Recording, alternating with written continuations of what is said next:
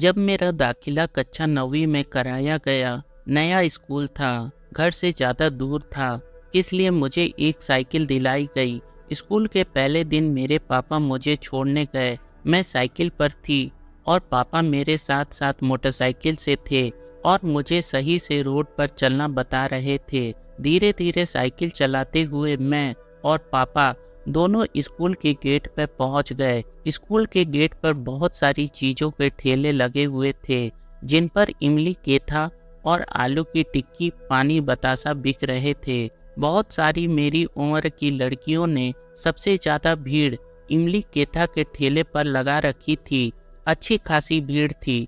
वैसे भी लड़कियां मीठा कम, खट्टा और चटपटा ज़्यादा पसंद करती हैं।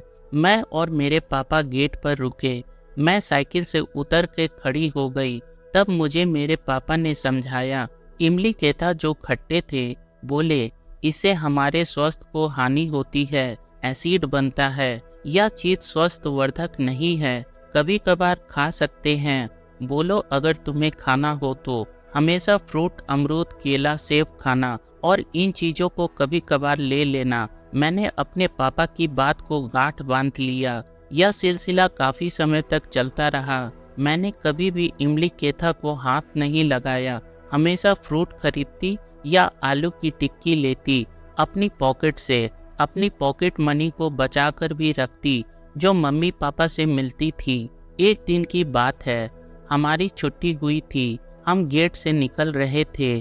स्कूल में बहुत संख्या में छात्राएं पढ़ती थी, तो सभी बहुत जल्दी जल्दी निकलते। यह मानिए कि कभी कभार हम गिर भी पड़ते।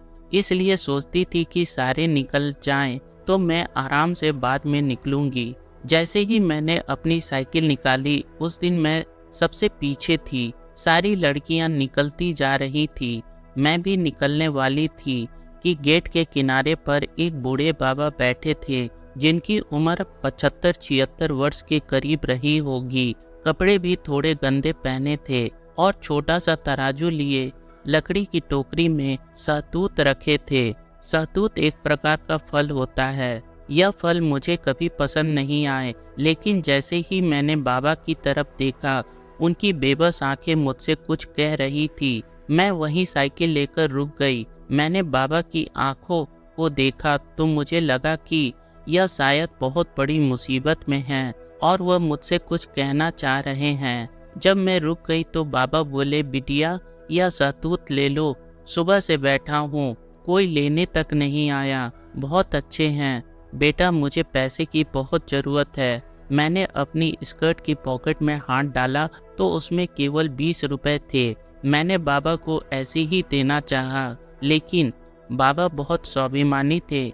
बोले, नहीं बेटा, यह सभी तुम ले लो, जितनी भी सहतूतें हैं। उन्होंने सब भरकर मुझे दे दी। 20 रुपए के बदले उन्होंने करीब मुझे 40 रुपए के सहतूत दिए होंगे, जो ठीक नहीं लग रहा था।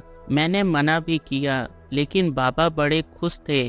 खुशी खुशी सारे सहतूत मुझे दे दिए और अपना तराजू उठाए, 20 रुपए जेब में डाले और ना जाने कितनी दुआएं देते हुए वो आगे निकल गए। मैं उनकी पीठ को देखती रही कि मेरे 20 रुपए देने पर बाबा की ना जाने कितनी मदद हो गई। बाबा की चाल में अब एक फुर्ती थी।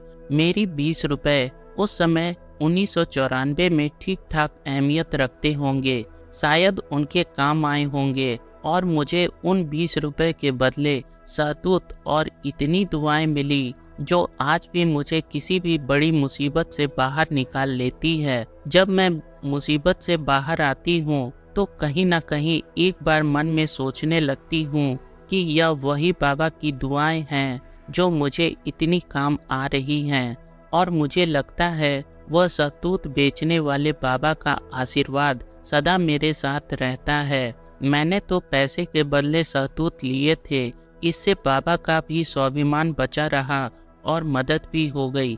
इस पूरी कहानी के पीछे मेरे माता पिता की बहुत बड़ी सीख हमेशा मेरे साथ रही। मेरे पिता ने सदैव जरूरतमंद की मदद की और दूसरों की मुसीबत तकलीफ को समझते आए हैं, और हमें भी यही सिखाया और बेबस आंखें को पढ़ना सिखाया है। यह कहानी बिल्कुल सत्य है। आज भी कई स्वाभिमानी लोग होते हैं जो फ्री में लेना पसंद नहीं करते। तो ऐसे कुछ बेबस लोगों की बेबसी को समझकर उन चीज़ों को भी कभी कभार खरीद लेना चाहिए जिनकी हमें आवश्यकता ना हो, और उनकी मुसीबत में थोड़ा सा सहारा दे दें। लोगों की बेबस आंखें को पढ़ना सीखें, यथासंभव मदद भी करें।